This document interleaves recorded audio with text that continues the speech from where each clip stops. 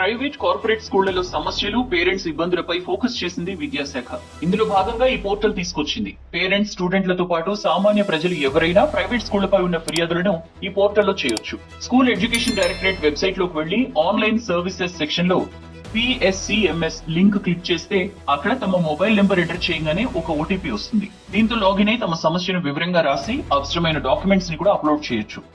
ఫిర్యాదు చేసిన తర్వాత దాని పరిస్థితి ఏంటనేది కూడా ఎప్పటికప్పుడు చెక్ చేసుకునే వెసులుబాటు స్కూల్ ఎడ్యుకేషన్ డైరెక్టరేట్ కల్పించింది. కంప్లైంట్ ఇచ్చినప్పుడు వచ్చే గ్రీవెన్స్ ఐడి లేదా రిజిస్టర్డ్ ఫోన్ నెంబర్ తో స్టేటస్ ను ట్రాక్ చేయొచ్చు.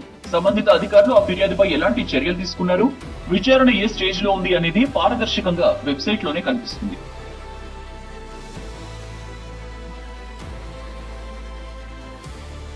స్కూళ్లపై వచ్చే ఫిర్యాదులను త్వరగా మానిటర్ చేయడమే తమ లక్ష్యమని స్కూల్ ఎడ్యుకేషన్ డైరెక్టర్ అధికారులు తెలిపారు. ఈ ఆన్లైన్ మెకానిజంతో అధికారులు, స్కూల్ యాజమాన్యాల్లోనూ జవాబుదారీతనం పెరుగుతుందని ప్రకటన చేశారు. ప్రస్తుతం ఫిర్యాదులు చేయాలంటే స్వయంగా అధికారులను కలవాల్సి ఉంటుంది. వాటిని స్వీకరించిన తర్వాత ఎటువంటి చర్యలు తీసుకున్నారన్న సమాచారం ఫిర్యాదుదారులకు అందదు. ఈ క్రమంలో ఆన్లైన్ లోనే ఫిర్యాదు చేసే విధానాన్ని ప్రవేశపెట్టినట్లు పాఠశాల విద్యాశాఖ అధికారులు చెబుతున్నారు.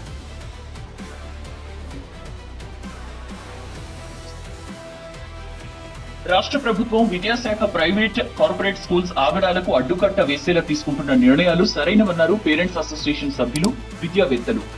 రాష్ట్రంలో కొన్ని విద్యా సంస్థలు విద్యను వ్యాపారంగా మార్చాయని ఆరోపించారు. అయితే విద్యాశాఖ అధికారులు కేవలం పోర్టల్ మాత్రమే తెచ్చి వదిలేయకుండా దానికి వచ్చే ఫిర్యాదులపై చర్యలు తీసుకోవాలని డిమాండ్ చేస్తున్నారు.